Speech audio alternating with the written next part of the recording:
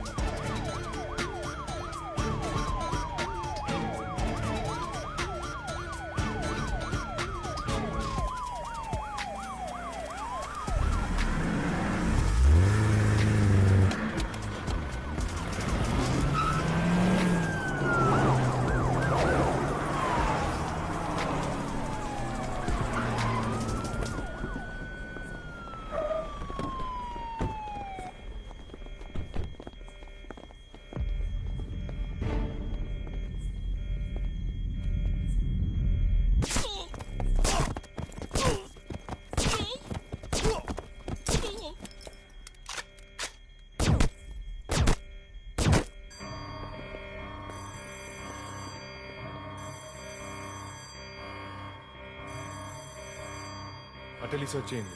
Sir అలాగే sir.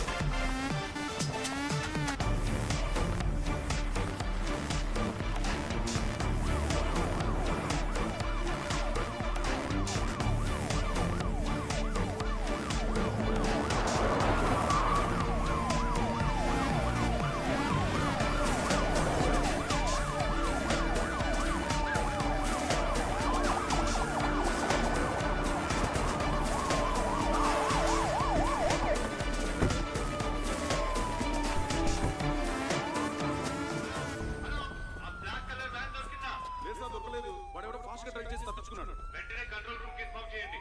Alert every check post.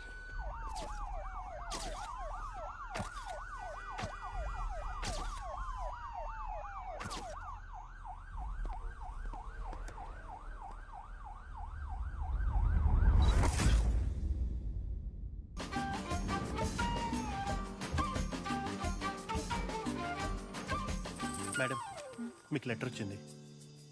Thank you. చేతులు ఖాళీగా లేవు, కొంచెం చదివి పెడతారా?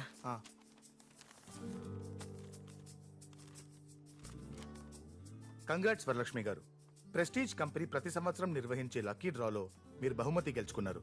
రేపు ఉదయం 11 గంటలకి మియాపూర్ లో ఉన్న మా ఆఫీస్ అడ్రస్ కు వచ్చి బహుమతిని పొందగలరు.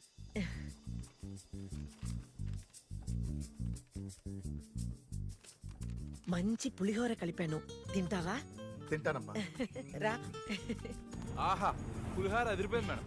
మా అబ్బాయికి కూడా చాలా ఇష్టం. అవును, ఇంత పెద్ద ట్రక్ బుక్ చేశారు, ఇంతకీ సామాన్ ఏంటి? ఫ్రిడ్జ్, వాషింగ్ మిషన్, బీరోవానో ఉండొచ్చు.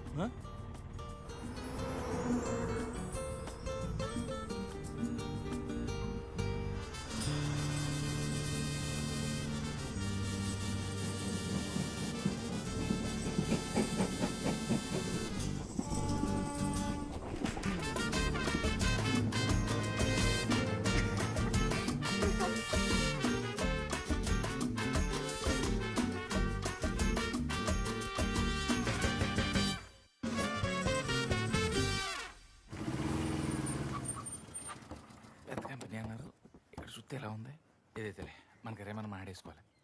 మేడం, మీ కాటికి బరిని కుంకుమ బరిని అట్ల కాడ ఏది తగిలినా సరే నా ఆటో కిరాయి మాత్రం నాకు ఇవ్వాల్సిందే. నోర్మొయ్, పెద్ద సెన్నోర్లా ఉందే నీది. సెన్నూరా? అక్కడ ఉండు. అయ్యా, అలాగే.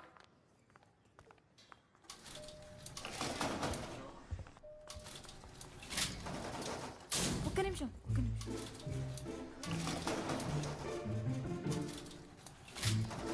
One minute. సారీ.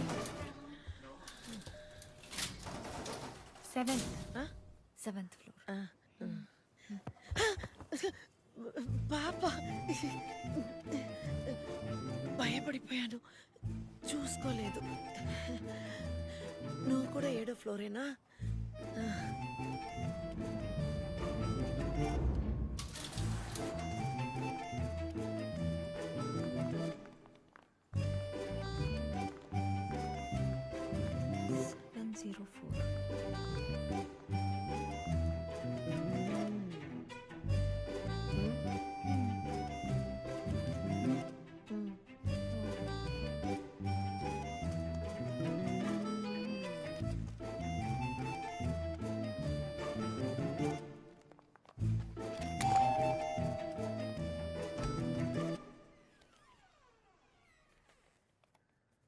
రండి, మీకోసం ఎదురు చూస్తున్నా. లోపల రండి. ఈ లెటర్స్ పంపించింది నేనే పంపించాను. లోపల రండి, కూర్చొని మాట్లాడదాం. రండి. ఏదో కంపెనీ గిఫ్ట్ అన్నారు. అందరికీ ఒకటేనా? పెద్ద ట్రక్ తీసుకొచ్చానే. ఇక్కడ చూస్తే అలా కనిపించట్లేదే. అదే నాకు అర్థం కావట్లేదు. నా పేరు సరస్వతి. వీడు నా మనవడు జగన్. ఈ మధ్య వీడు సంవత్సరీకం చేశాను. గత సంవత్సరం పంజాగుట్ట బ్యాంకు దొంగతనంలో చనిపోయిన 5గురిలో వీడు ఒక్కడు.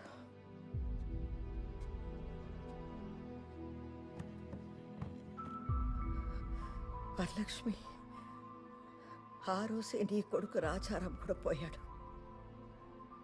ప్రియా, నీ కాబోయే భర్త అవినాష్ కూడా అదే రోజు చనిపోయాడు.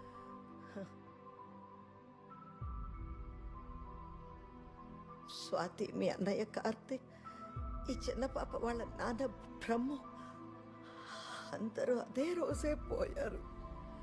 చనిపోయిన ఆ 5గురికి మిగిలి ఉన్న ఒకే ఒక కుటుంబ సభ్యులు మనమే.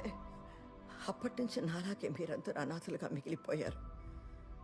మన వాళ్ళందరినీ ఆ 6వ వ్యక్తి ఎంత దారుణంగా కాల్చి చంపేశాడు. ఇది మీకు అందరికీ తెలుసుగా? వెయిట్. అంటే లాస్ట్ 1 year నుండి నాకు ఫోన్ చేసి కేసు గురించి మాట్లాడాలి, కలవాలని విసిగిస్తుంది మీరే కదా? నిన్నే కాదమ్మా, అందరినీ విసిగించాను. ఎవ్వరూ పట్టించుకోలేదు. దారి తెలియక ఇలా రప్పించాల్సి వచ్చింది. సంవత్సరం అంతా బాధపడ్డాను. వాడి సంవత్సరీకం పూర్తి చేశాను. ఇక మీద బాధపడదలుచుకోలేదు. పగ తీర్చుకోవాలని నిర్ణయించుకున్నాను. పగ? అవును, ఇప్పటి నుంచి మీరు నాతో కలవాలి. మన అందరూ కలిసి వాణ్ణి. ఏమ్మా, పిచ్చి పట్టిందా నీకు? ఎంత వయసు ఉంటుంది? ఓ 80 ఏళ్ళు ఉండవు. నీ సంగతి నా సంగతి వదిలే. శేష జీవితం సగం జీవితం గడిపేశాం. అరే, ముక్కు పచ్చలారిని ఈ పాపని, ఇంకా చదువుకొని ఎంతో భవిష్యత్తు ఉన్న ఆ పిల్లని, పెళ్లి చేసుకొని సంతోషంగా గడపాల్సిన ఈ అమ్మాయిని అందర్నీ నీ పగకి బలి చేస్తానంటావా? అవునమ్మా, నా కొడుకు చనిపోయాడన్న బాధ ఉంది. చంపిన వాడి మీద కోపము ఉంది. రోజు దేవుడుకు మొక్కేటప్పుడు ఆ చంపినవాడు సర్వనాశనం అయిపోవాలని మొక్కుకోవడం తప్ప నేనేం చేయగలను? ఏంటి ఏంటి నవ్వుతున్నావు? ఏంటి ఇదొకటి? మేడం. ఏంట్రా? వస్తువులు ఏమన్నా బరువుగా ఉన్నాయేమో, సాయం చేయడానికి నన్ను పైకి రమ్మంటారా? నీ తలకాయ్ సెన్నో రేసుకొని ఏమంటూ అన్నావో అలాగే జరిగింది. మళ్ళీ కనపడ్డావంటే కాళ్ళెర కొడతాను. మేడం నాకు 20 డబ్బులు. ఎల్పో నువ్వు. ఎదవ సెన్నో రేసుకొని. బామ్మగారు, మనం ఆడవాళ్ళం, మన వల్ల అయ్యే పని కాదిది. ఆడవాళ్ళైనంత మాత్రాన బాధని దిగమింగుకుని అసమర్థుల్లా కూర్చోవాలా? ఆడవాళ్ళం ఒక మనిషికి జన్మనిస్తాం. ప్రాణం తీయడం పెద్ద లెక్కేం కాదు.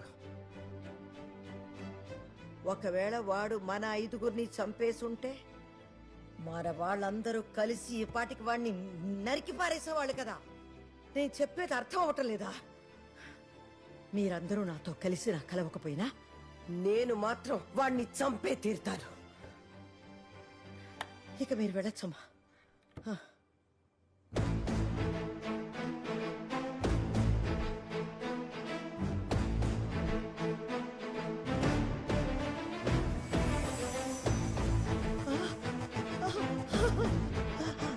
డాక్టర్లే,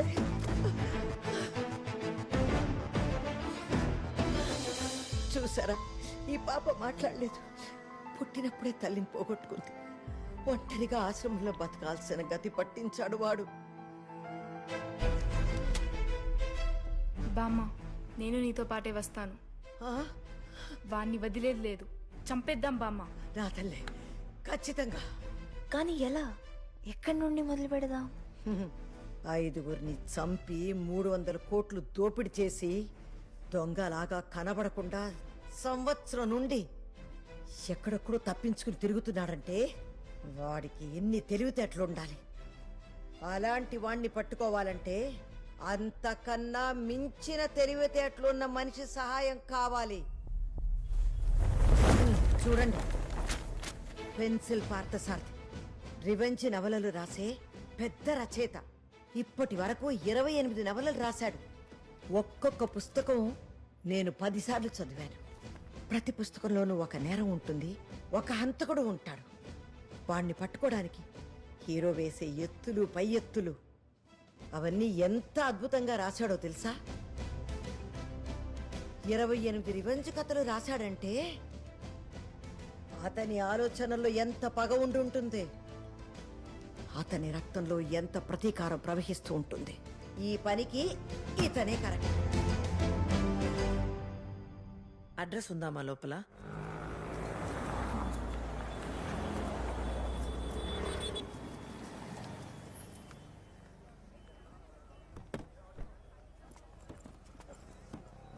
అమ్మయ్యా,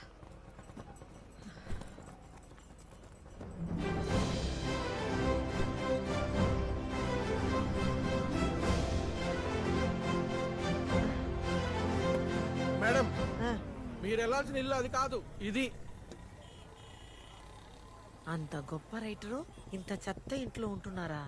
అయ్యో, ఇతని పరిస్థితి మనకంటే దారుణంగా ఉన్నట్టుందే. ఎవరి సెంటిమెంట్లు వాళ్ళవి. ఇక్కడే కలిసి వచ్చిందని ఇక్కడే ఉండిపోయి ఉంటాడు ఆయన. ఇవన్నీ మనకెందుకు, లోపలికి వెళ్ళి ఆయన కలుద్దాం. రండి రండి. జయములో నిశ్చయమురా భయము లేకురా నందు దొంగు లేక ముందు సాగుకుమ్మురా